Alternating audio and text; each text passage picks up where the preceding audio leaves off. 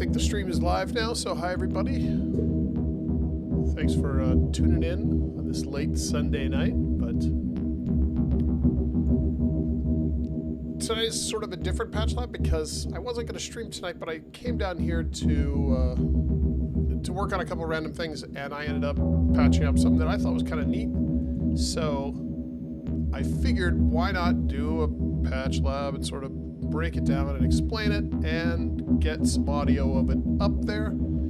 So I spent most of the day actually sort of messing around with cameras and in the video synth stuff, but I'm not going to play with that too much tonight. I'm just going to sort of break this patch down and jam on it for a little bit and call it a hopefully early evening. This is not going to be the 4.5 hour patch lab from 2 nights ago. We'll keep this one a compact 45 maybe. I don't know if I've ever done a 45-minute patch lab, but we'll try. So yeah, this is the patch. It's right now what you're hearing is the voltage lab. Pretty simple. So it's being triggered by the gibbon, which is the random module that I explained on boy, my mind is gone, 2 nights ago. So I'm not going to go into that tonight either. I'm just going to sort of make some sounds here. So this sound is the primary oscillator here. It's a triangle wave going through the warp circuit. A little bit of timbre. I'm not even modulating the timbre. Everything's just real static on that. It's going through the dynamics, and then it's going for the first 2 channels up here of the cascading delay. And that's giving it the sort of ping pong effect that you can hear. Did I keep talking over so you can't hear it? But you could hear it if I wasn't talking over it. But it's there, I promise. That's coming down here into the mixer at channel 1 and channel 2. That has a little bit of reverb on the second, just the right-hand side. The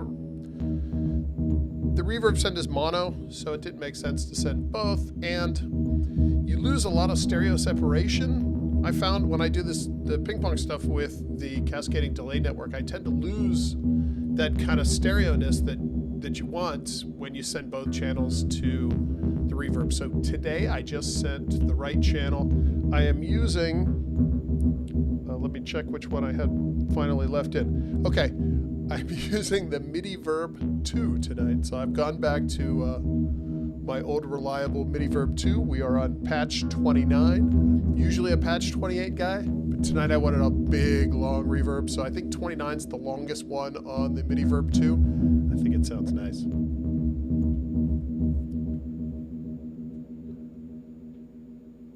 Oh no, is there choppiness? Weird. Oh yeah.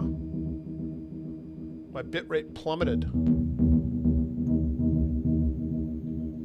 I don't know how to fix that. Let's hope it comes back. If it doesn't come back in the next minute or 2, I will just maybe stop and start again. I don't know.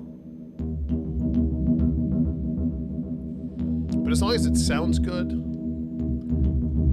really nothing's moving anyway, so it doesn't really matter. The video is kind of relatively static tonight.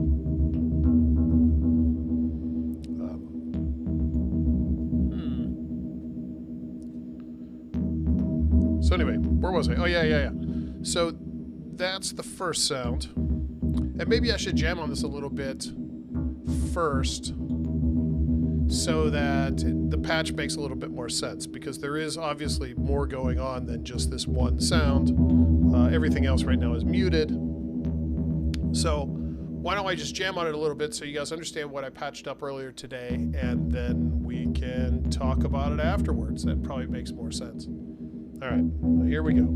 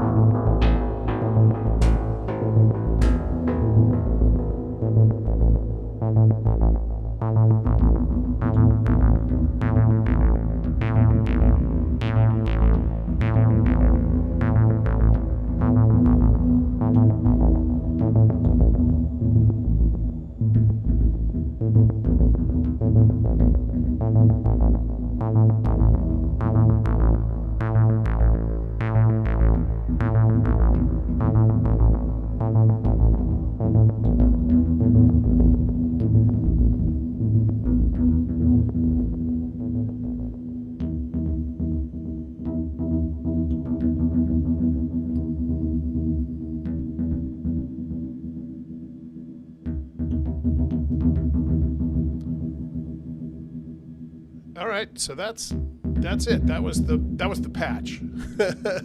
There wasn't any changes or anything. It's simply muting and unmuting the sounds that I made. But yeah, this afternoon I came up with it. I thought it was nice. I figured I would share it. So let's talk about now how it was made, what the bits are, and why maybe they sound like they do.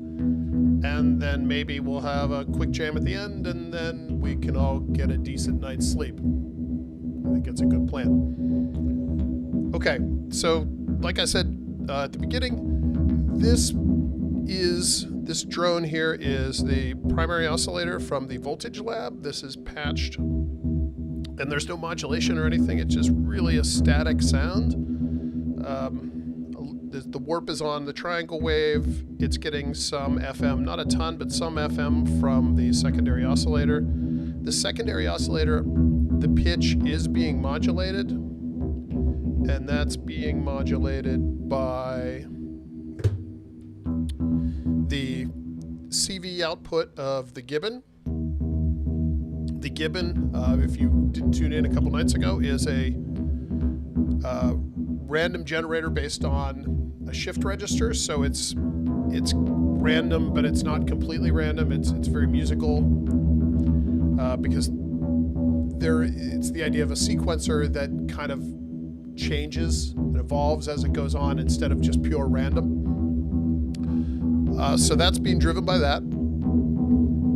The output of the primary oscillator is going into the dynamics controller here, and it's in filter mode. I always use filter mode if you have a Voltage Lab. This is my favorite trick in the world. I always use the dynamics controller in filter mode. I use it like that as a VCA and a filter together. It sounds amazing.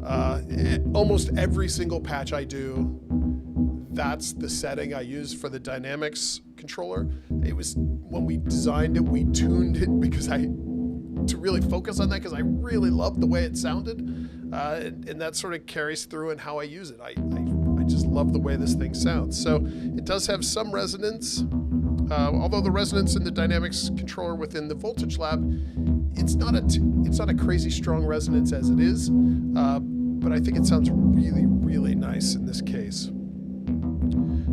The output of that then is patched. If I could follow my patch cables. This whole patch started out, you can see there's a lot of purple cables here. This whole patch started out for no reason at all as me trying to use only purple cables. And when I ran out of purple cables, the patch was going to be done.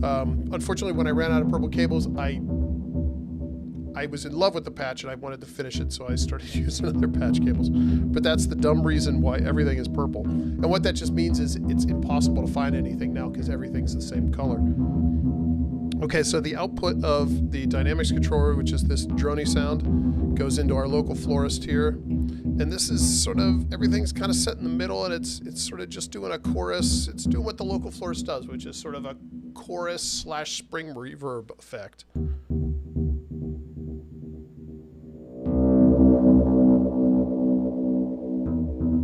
You can see the feedback's not even terribly strong on it. It's just kind of doing what it does. The output of that is going into the channel driver here then. And I'm using that to, you can see, boost the low end, boost the high end, just to give some shape to the sound. And really it was just an excuse to use channel driver because I think these things sound great.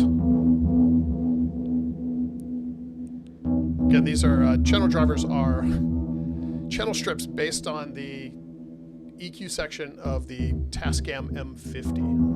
Strongly recommend the sound of those things. And then the output of that is going into the first two channels here of the cascading delay network, which then are panned left and right. The settings are completely different. I didn't spend a whole lot of time picking the delay times. Most of the time when I use the cascading delay network, I just kind of throw the delays where they are, and then that creates the pattern that then I build everything else off of. And this was the same case. It's pseudo-tuned, I guess. I don't know. It just turned out to sound really nice. That's going into channel 1 and 2. The second channel here has some reverb from the rack mount Alesis Miniverb 2. And like I've said before... Oh, hi, Herman. Like I said before... The Alesis Miniverb 2, I always use the aux send on my mixer here to a rack mount reverb. I know I could use a eurorack reverb. We've done reverb in the past, but I enjoy the rack mount stuff. It brings me back to my youth, makes me smile. So today is the Miniverb 2 patch 29, which is the super long dark one. I think it sounds good. Okay, so that is the first sound. So if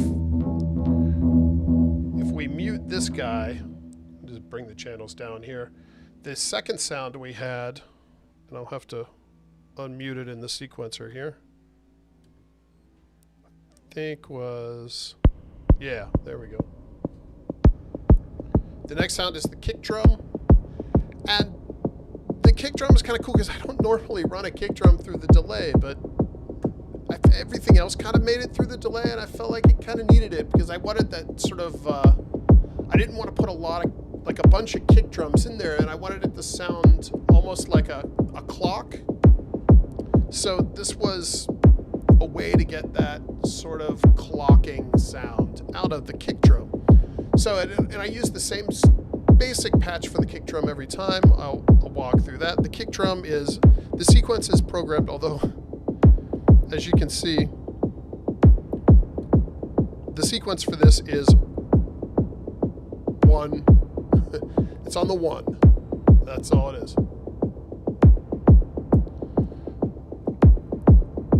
So I'm using the envelope out from channel 3 on my percussion sequencer. That's pinging my low pass gate. Now this is our original low pass gate with the Vactrol in it. This one is actually, it's one of the prototypes from a long time ago, and the specific Vactrol that's in here, I just think has such a sweet sound that this has been my kick drum of choice ever since. So the way that works is you put the resonance up all the way in filter mode, and when you ping it, what happens is it basically sweeps the frequency. It has a very sharp attack, so you get that sharp kick, and then the decay is that very natural decay, and that's kind of the way a low-pass gate works. But it gives us this great kick drum sound. So, and that's all it is. So we take that and we run it through, I'm running it through the smash filter up here.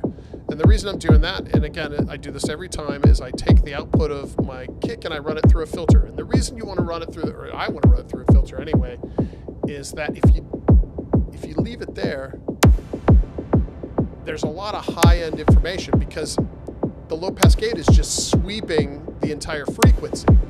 So what we want to do is limit that high-end information. Bring it down just a bit. Yeah, when Herman and I perform together, we both have the same kick drum sound. So maybe next time we play together, I'll come up with something different so that at least we can tell who's doing what. Because a lot of times when Herman and I would perform, I wouldn't be able to tell if he was doing the kick or if I was doing the kick. Yeah, so low-pass gate or low-pass filter, that kick, there's no resonance on here or anything. It's just real simple, just rolling it off. The nice thing about this smash filter, and this is just a prototype, this module is actually going to be available at some point soon. It's in production, I think, this week. Is that this can do a ton of overdrive. So if I wanted, it didn't really make sense in this patch, but if I wanted to, I could add a ton of overdrive to it. And just get a huge, actually that sounds pretty good too. We'll roll that back off.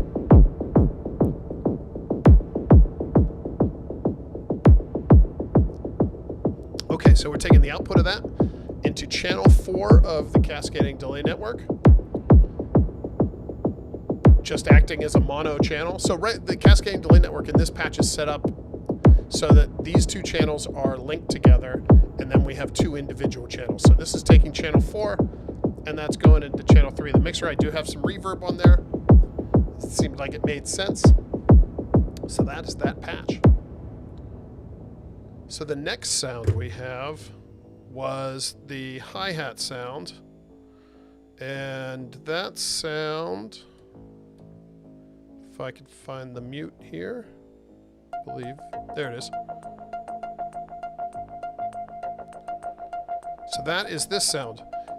I typically do hi-hats in the same way every single time.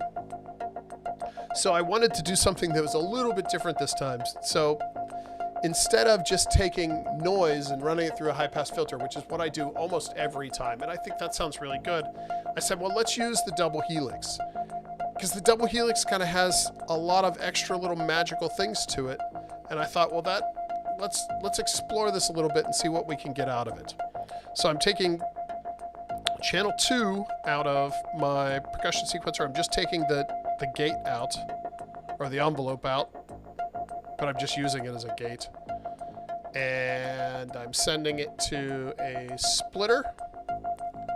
And the reason I'm sending it to splitters, I'm doing two things with it. One, I'm pinging the impulse of the low-pass gate, or the dynamics built into the double helix, and I'm sending that gate also to this sequencer over here, the micro sequence.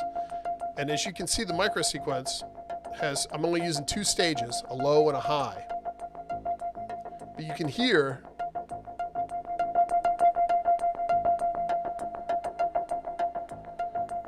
it's giving it sort of a tick-tock kind of effect, and that's what I was going for.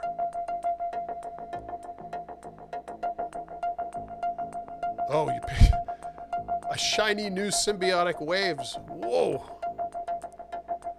You probably got that from Sean, is my guess, at Analog Haven. I can't believe those still exist. It's a great module. The DNA in and DNA out don't do anything at all. That was, and this is a little aside here, but they were, when we did the DNA symbiotic waves, we had designed an entire line of modules that you could save and recall presets from, and the DNA in and DNA out were a way to chain these modules together to a brain. It was like a MIDI brain that would send the information to each of the models, and so you would just chain them together. And then there was a way to tell the brain which one was where, and it would remember and send out information. It was very clever, and it mostly worked. And then we didn't do any of the other modules, so it's absolutely useless. That said, Symbiotic Waves is a cool module. Okay, so I digress. Back to the patch. So yeah, so this is the sequence driving the hi-hats, and it's just low-high. The output of that is a CV that I'm using to modulate a filter, but we'll get to that in a second. We're triggering, the sound you're hearing is the primary oscillator over here being FM'd by the secondary oscillator, and it's just static frequencies. The second oscillator is getting a little bit of a random CV, so the pitch of the FM oscillator is modulating a bit, so it is moving around a little bit. That's going through then the contour section. I'm not using the wave folder at all. It's just a pass-through, so it's basically an FM sine wave, but because it's FM, there's enough information there that we can output that into a high-pass filter here.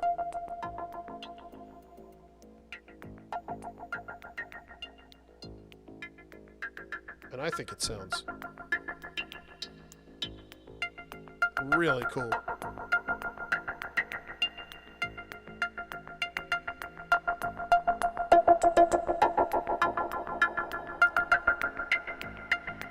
A lot of resonance.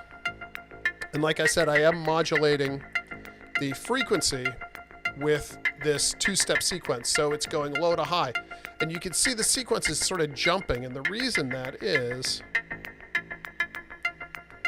Let me find it here. The reason that is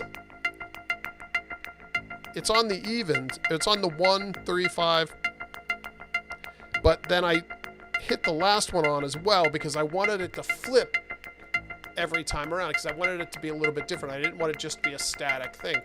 So this throws it out of whack a little bit and just adds a little bit more to it.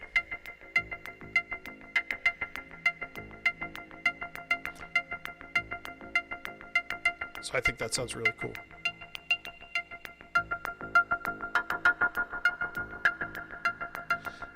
And now that I'm sort of breaking it down, what we could do additionally, and I think I'm going to do it because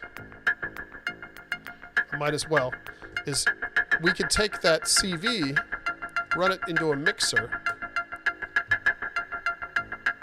and then run that into the frequency, and then take a second channel and just use it with a slow triangle LFO.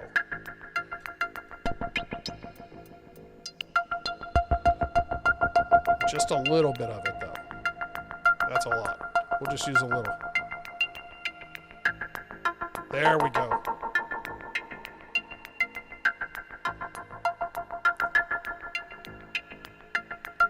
So that's cool, because that's even better.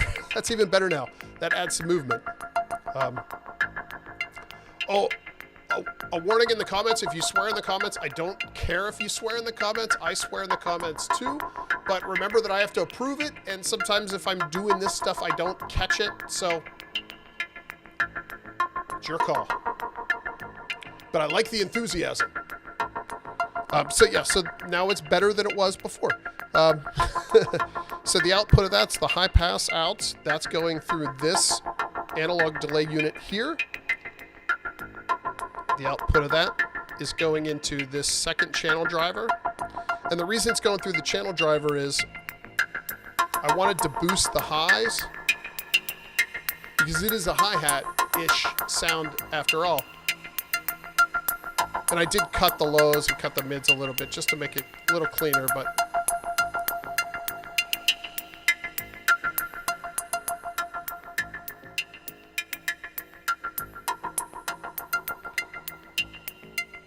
the output of that, then that goes into channel 4 of my mixer. So then we have channel 5, which is, if I remember correctly, the bass line.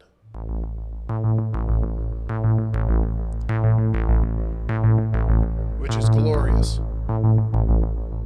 This is the classic SV1 sound. I didn't try to get fancy with it. I didn't try to do anything crazy. This is what the SV1 sounds like, and this is why I love this synthesizer, because it sounds like this. I'll talk a little bit about how I got this specific sound, though. So, this is being triggered. Follow everything back here. Yep, so I'm using the clock from the percussion sequencer into this micro sequence up here. And it's 1 and 4 are the only active steps. I'm taking the pitch into my oscillator 1, and then the gate is going into the envelope. Now there is, if I can clean this up here a little bit, there's a bit going on here in the mixer section, and I'll explain this.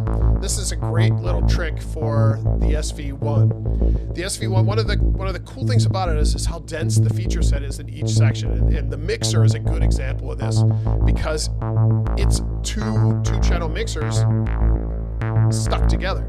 So for this patch, I only needed the sine wave and the saw. Oh, that's another trick. This is loaded with tricks.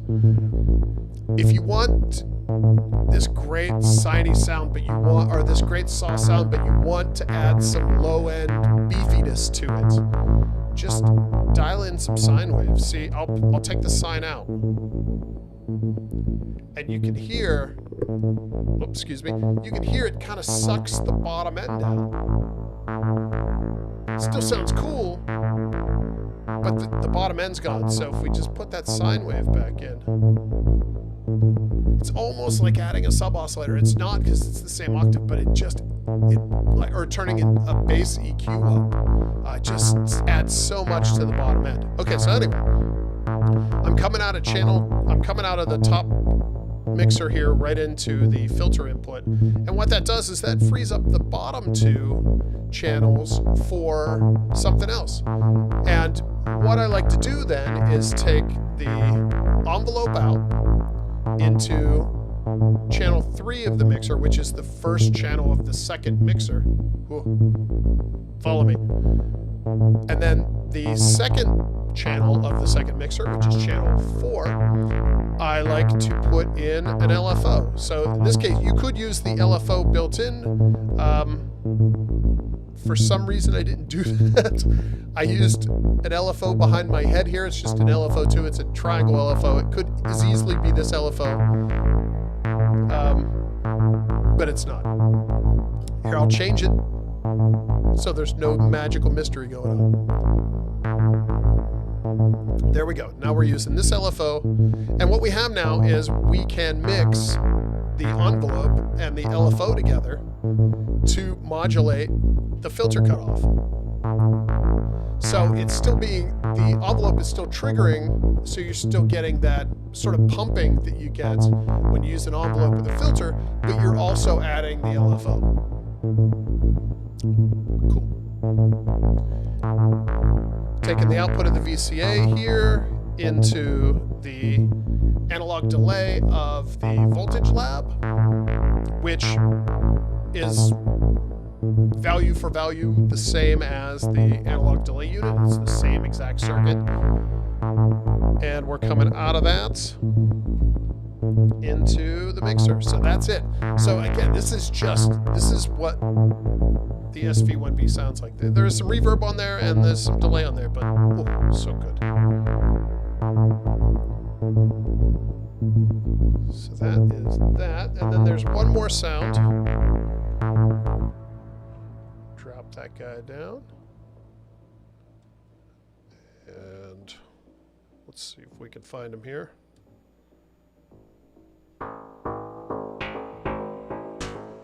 Yeah, there's this sound. And this is this kind of started out as a snare sound and quickly just, I don't know what you would call this.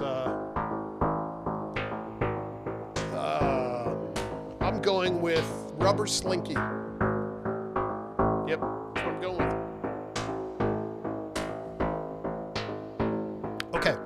let's talk about it.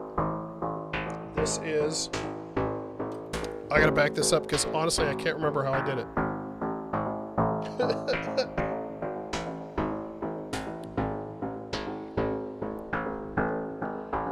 Start at the beginning, I gotta go backwards. Okay, here we are at the beginning. This is the white oscillator here with the red tape. It is the drive output. It's all spaghettied up, but basically I'm taking the wave folder output, patching it into the drive input, and I'm folding a triangle wave. So I'm starting with the triangle wave, folding it. It's a static fold. It's not even a whole lot of fold, it's just a little bit. And I'm driving it, putting it through the drive, which isn't a whole lot of drive either. It's a little less than 12 o'clock. But it sounds really nice. I'm FMing it with the sine wave from this other oscillator over here. These are two different modules, by the way. I don't know if you can really see that in the video, but they're two of the same module. I'm using this one to FM this one. This one's totally static. This one's getting some FM, and it's also getting some noise patched in. So I have, sorry, I have a weird angle for me to read the pictures because everything's covered in tape, or the text, so it's hard for me to see. I have to sort of move in a strange way. So, so the sine wave from this oscillator is modulating the linear FM of this guy, and then the exponential FM input is a noise source from the double helix. That's what that's set at. So we're taking this sound, we're then taking it, that's this blue wire here, we're running it through a smash filter. Again, there's no overdrive at all, it's just essentially just using it as a low-pass filter, which I'm modulating with an LFO from the Mod Tools, just to give a little bit of movement, a little bit of resonance, nothing crazy. Coming out of there, going through the percussion sequencer channel 4, so I'm using the envelope in the percussion sequencer.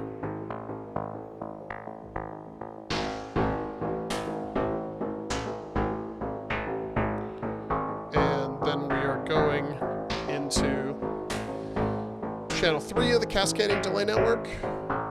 Then out of that into the second local florist here.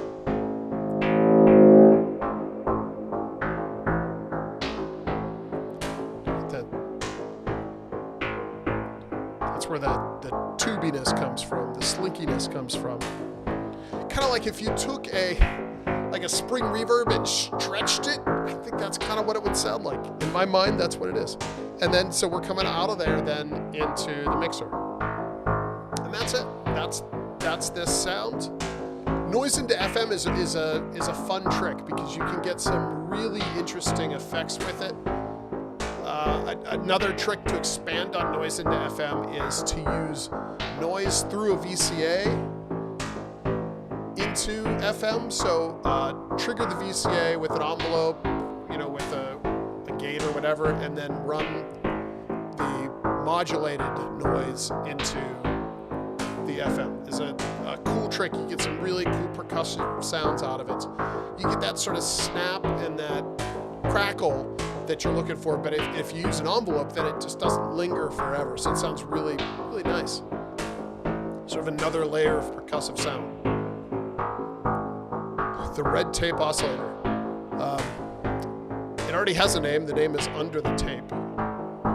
I've been calling it 14 HP oscillator, but that's not what it is.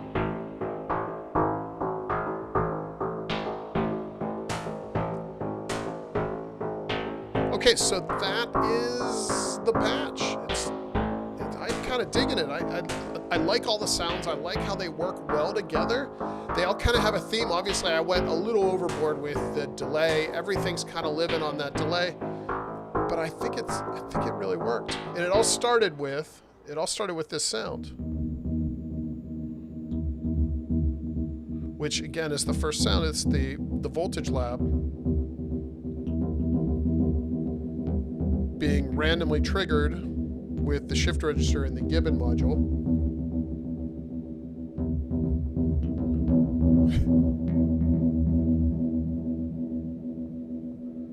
I dig it.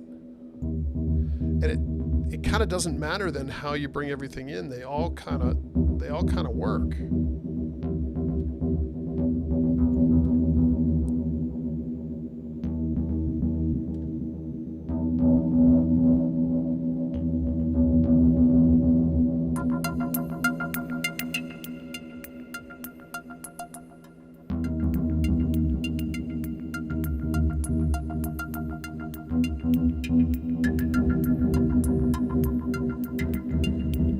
That sort of tick-tockness of it. It gives it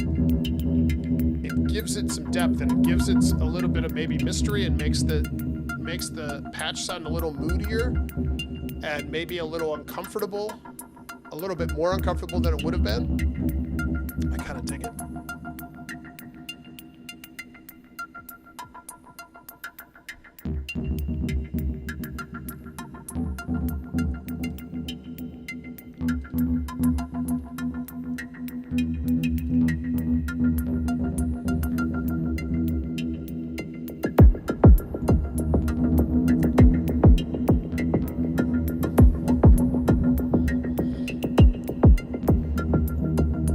Strange Gravity, the local florist, and I've talked about it quite a bit in some previous live streams, but real quickly, local florist it's a BBB delay line. In the same spirit of like their analog delay unit, but we're using the 1024 BBD chip, so it's the shortest chip that we could get. And we've redesigned the feedback loop to make the feedback sort of hyper controllable. Oh, I got an itchy nose. So what that means is it ends up with, the idea is that it's a flanger / chorus, but it ends up with almost like a spring reverb vibe. But the name Local Florist came from the idea of flanger, chorus, florist, florist, and then I just thought local florist sounds funny. But it ends up being almost more of a chorus spring reverb vibe because of how controlled you can get the feedback. But that's what the modulated is. It's a built-in modulation. You have some time, but it's the time range is very short. It's not wide-ranging like the analog delay, certainly, where you can get it.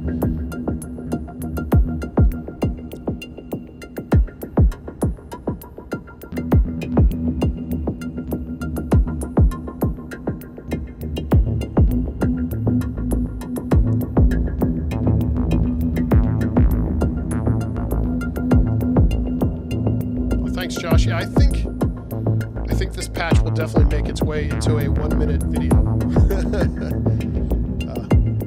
I really love the way this patch came out. This is the first time that I've sat down and spent a couple hours actually just patching and not doing it to the camera, and I think because of that I was a little more willing to try stuff that I don't normally do. So I think I went in some directions that I'm not 100% as comfortable in as with some other stuff. So it ended up turning out a little bit different, but I think it sounds great.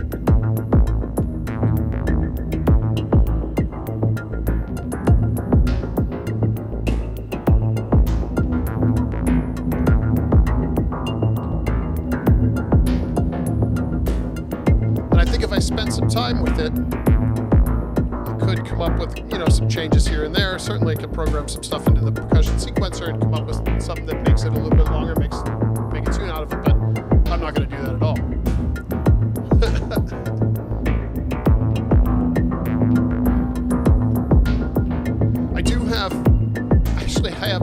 I have a bunch of 1-minute videos sort of in the can. The last batch I didn't release them all. People got mad when I recommended we wear masks, so I I figured I'm just going to lay low on the 1-minute videos for a while. But I have 4 or 5 from that batch that I haven't put up yet. And then I have 2 or 3 that I haven't finished editing because they needed some music. Which is another reason this weekend I sort of did a lot of live streams on that, because I needed music for those 1-minute videos. If you remember specific 1-minute videos, I did a series on Denali National Park. It was supposed to be a trilogy, but there ended up, I think, being 6 of them, so I have the subsequent 3 Denali films left to go. Plus, I did a couple more little short horror films when I was on vacation this summer out in the woods. So there's plenty of those little one things. And actually, this coming week, Thursday, I'm going to go away for a long weekend to a cabin in the woods. And we're going to make some weird movies there. So I should have plenty of footage to cut fun stuff together. Hopefully this music then will inspire me to come up with some videos. The 1-minute videos are fun. They've sort of fallen into 2 camps. They've fallen into the sort of found footage camps where I find sort of public domain footage and I chop it together in a new and interesting way to me and add some music. And then the ones I find even more interesting are the ones where I film all the footage myself and then I do the music. The mask video was a good example of that. That was one where I filmed all that footage when I was away on summer vacation. There was this creepy little sort of dollhouse outside of the farmhouse, the Airbnb that we were staying at. And so we set up all these weird shots around it. It just worked really, really well.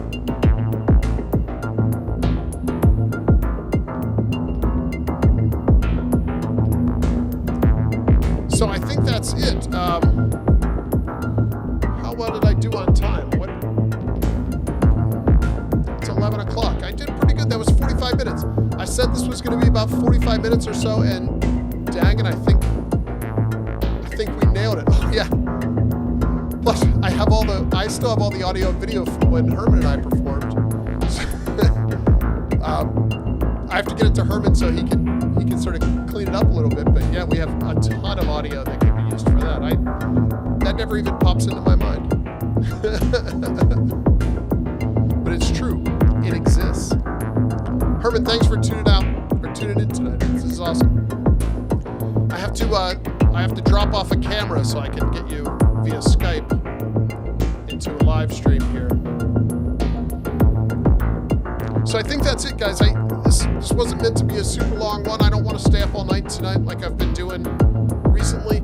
So I think I'm going to shut it down here, but it gives you a good idea of the rundown of the patch. Obviously, the patch itself, I don't know how helpful it was for anybody, but I think there's a lot of interesting tips and tricks in there that you can take away something and apply it to your next patch. So if you do that, let me know in the comments how you used it, and if you upload a video to YouTube, certainly send me an email with the links so I can watch it. And I think that's it. I think I am going to let this run for a few minutes. I have some cleanup to do. I will turn off this because we don't need that, I don't think, anymore. And so I'm going to say goodbye, guys. Thank you very much for tuning in. Always super fun to see all you guys in the chat. It's cool. We have a great community. And anybody that's sort of watching and not involved in the chat, please join us. The chat is a lot of fun. Seeing the same guys every time is great. Some girls too, if there's any girls. I wish there were more girls. If you're a girl and you're watching and you're not in the chat, please join us in the chat. We'd love to chat with you. But again, thanks for creating this awesome community, guys. And it's so much fun to come on live and go back and forth with you guys, whether I'm typing it in the chat or whether I'm responding via the microphone. But thank you very much. All right, so I'm going to shut off my mic, and I'm going to shut off these cameras, and I'll let this run for a little bit as I do some cleanup here.